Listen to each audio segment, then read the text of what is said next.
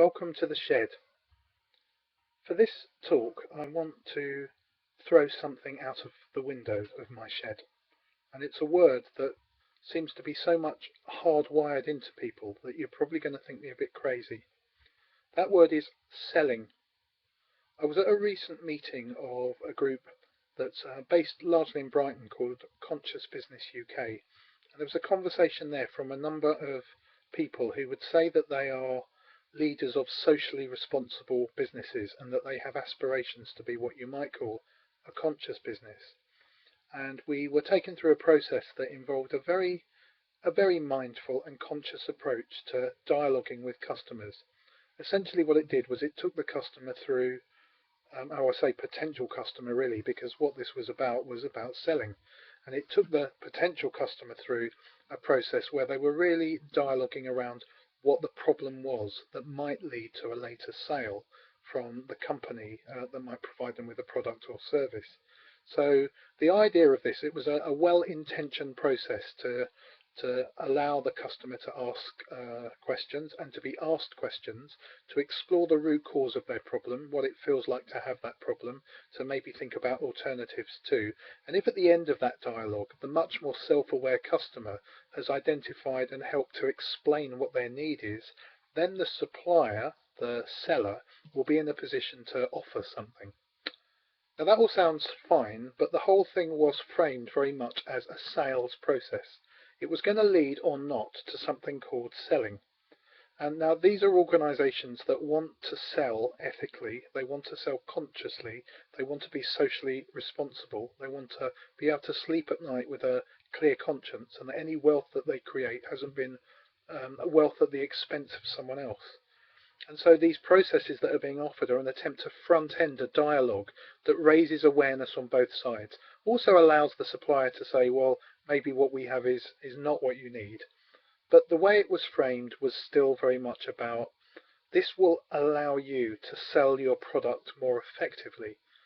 Because you'll be able to target it more effectively. You'll be able to have a persuasion conversation that is more conscious.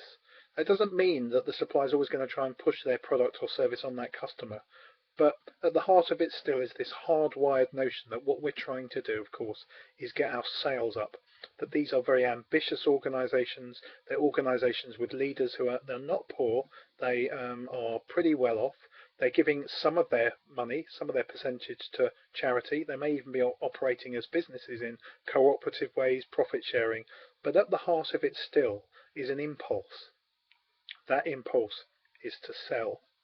And what I want to suggest to you is that in a conscious business, the impulse is not to sell. Selling is a word that might be used to describe the transaction that takes place further down, when freely a customer and a supplier make an associative relationship where a consciously defined need has been met by that supplier through the provision of a product. And when the money's received, that transaction is a buying and a selling transaction.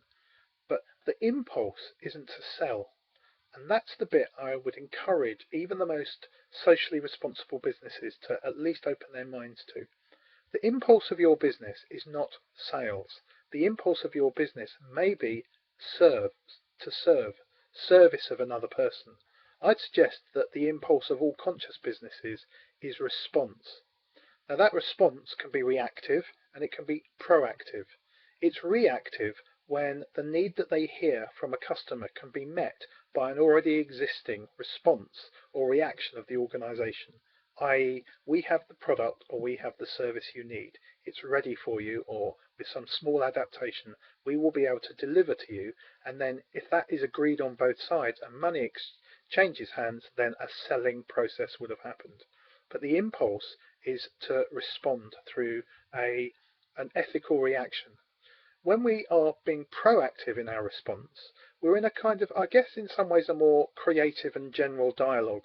We're in a listening mode. We're in a dialogue with our customers or potential customers. They're expressing their needs, but in a lot of cases they're not quite sure what those needs are. And so part of what we do is we engage with them in a creative conversation and start to make suggestions to them. but those suggestions are entirely ethically based. And again, the impulse there is service. It's to respond. And then what we might be saying is, well, you think you need that, but actually what you're telling me with the expertise and experience we've got is you might need this.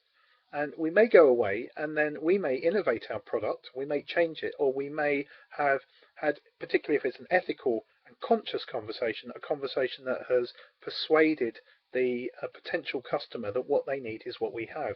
But the impulse of that always comes from the customer. It always comes from the response. Our impulse, when it is one of response, puts us in an association relationship, an associative dynamic with our potential customers.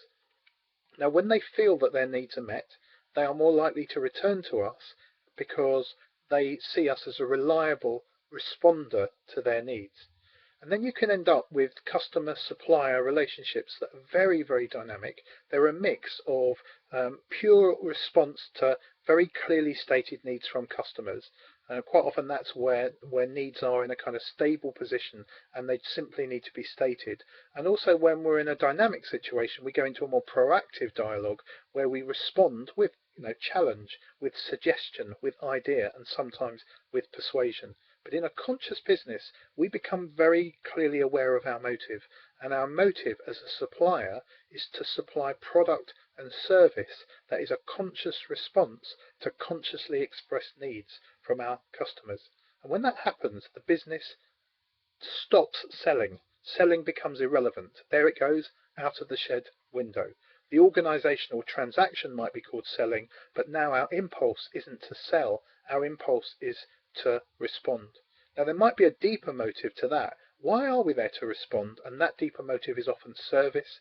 It's a passion. It's an enthusiasm for a particular product or service. It's a genuine belief that that thing, be it a tangible thing of a product or a service, is a genuine response to a need that exists in the world.